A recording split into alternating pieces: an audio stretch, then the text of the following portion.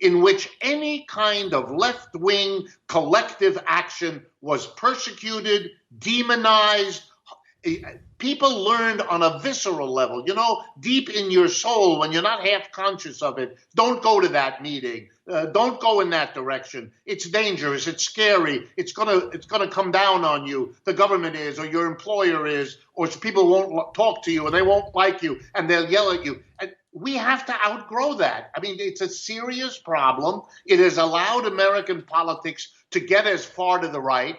That's why we have a country which is the only advanced country without proper national health care, the only advanced country that doesn't provide mandated maternal leave for people with babies. I mean, all the things that in other countries are taken for granted as basic human rights, we have been able not to have because people are too scared to get together. That's what we have to do. We have to enable the left that's there to overcome its anxiety about being organized and being tough and being forceful with the people that are on the other side.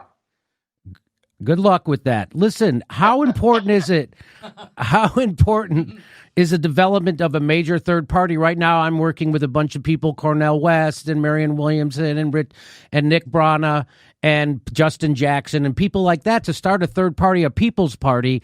And what I say our platform should be is whatever AOC is running on, we're going to run on that, except we're going to fight for the stuff. They're not actually doing anything.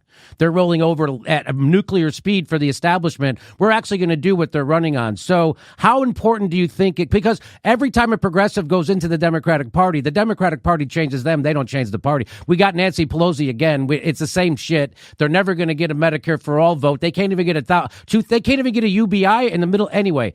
So how do we start a third party, and how important is it that we do that? I'm very strongly in favor of doing that.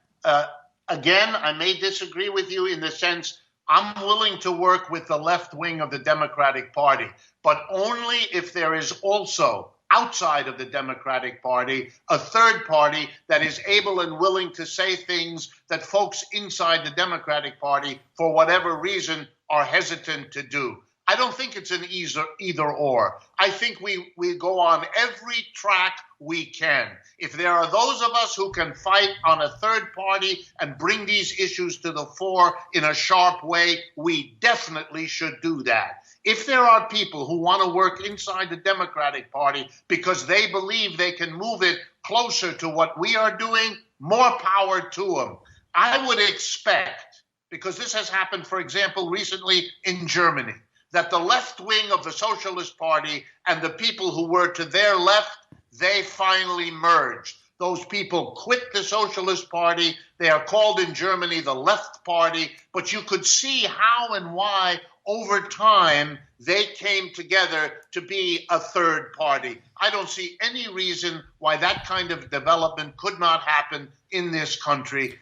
But those of us that are ready to go further than those in the Democratic Party should be free to do that. And we should be as welcoming, we should be as much welcomed by them in the Democratic Party as we recognize what they are trying to do over there. Don't fight each other.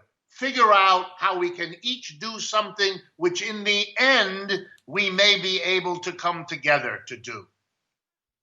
If the people who get elected as progressives in the Democratic Party, they're going to face enormous institutional pressure to move right, and so they have been. Yes, that happens. So how do we, what is the... That is very typical. Yeah, and so my thing was I was shaming them for doing that, and everybody said, you can't do that, you have to be nice to them, you have to work with them.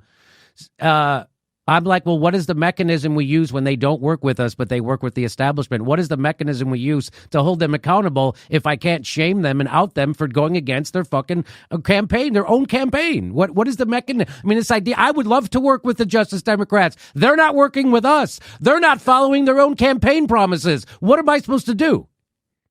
Well, I mean, you have to keep up the pressure. I mean, I can't tell you what to do, Jimmy, but you have to keep up the pressure. They have to hear that there's going to be criticism. You know, you can make your criticism as somebody who wants to win them over, or you can make your criticism as a dismissal. Look, you're absolutely right. One of the institutional pressures on people in the Democratic Party, and I've spent some time in my life working in the Democratic Party, just between you and me, but those people are under institutional pressure to not be a third party, right, to not work with a third party, and they're partly susceptible to that. But that doesn't mean we give up. We keep going. And we make it hard in a way for them because their hearts are in many cases going to be with us, and they're going to be pushing against some of that institutional pressure because they can see that we're having an effect. So we can affect them just as they affect us. And hopefully, if we're good at it, we can figure out a way to get together. So I have a bet with someone, and I just want to know if you could clear this up. Who would you want to play you in the biopic, Al Pacino or Russell Crowe? Pacino. I lost. Really? Yes. Damn it. All right. Great question. Now, your name is Dr. Richard Wolff. Are you related to the famous Jungian psychologist Tony Wolff? No. Oh. Tony Wolff. But I have a distant relationship. I usually don't say this, but I want to say it, and so you can enjoy it. If you open the first volume of Karl Marx's major work, Capital, just the first volume, there is a dedication in there to his good friend and the noble protagonist of the proletariat. I kid you not. And that man's name is Wilhelm Wolff, spelled just like mine. And yes, it is a distant relative of my family. Oh, my God. That is fantastic. Oh, my God. All right. I just thought that's one of those little gossipy tidbits. You're the first. I don't tell this to people much, but, you know, every now and then I tell my students because they enjoy it. I enjoyed that very much. Thanks for sharing that with our audience. And so let me just ask you one last question. How in touch are you with your anima? With my... Anima? Do you know what that is? If you don't, it's okay. No. Okay. It sounded like something you can't talk about on television. No, it's in Jungian psychology. It's the female hidden shadow aspect in your unconscious. Anyway, are you? Well, I should tell you that I am married to a psychotherapist, and so I have all my life. By the way, I got married when I was 23, and I'm still married to the same woman and very happy about it. But she's a psychotherapist, and I have been getting therapy whether I wanted it or not all my life. Okay. Oh, I'm sorry. One more. Dog or cat? So you like dogs or cat? Are you a dog or cat person? I'm a dog person. Ah, right. There you go. I won that one. Okay, good. All right. All right, Dr. Richard Wolff, I really appreciate you taking time. Any closing words you want to give to anybody?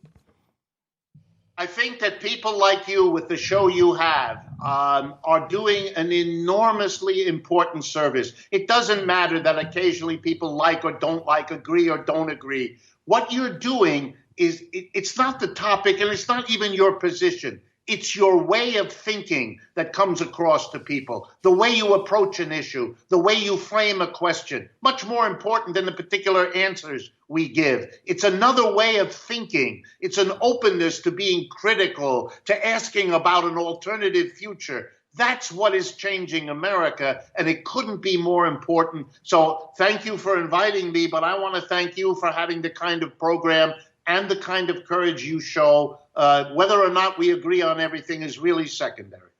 Well, I really appreciate that. Super flattering to come from someone like you. And, the work you're doing is amazing also. I don't want to turn this into one of those things, but thank you. So thank you so much. I'll take the compliment. And everybody check out Dr. Richard Wolff's show, Economic Update, Democracy at Work on YouTube. Check out his book, The System is the Sickness, When Capitalism Fails to Save Us from Pandemics or Itself.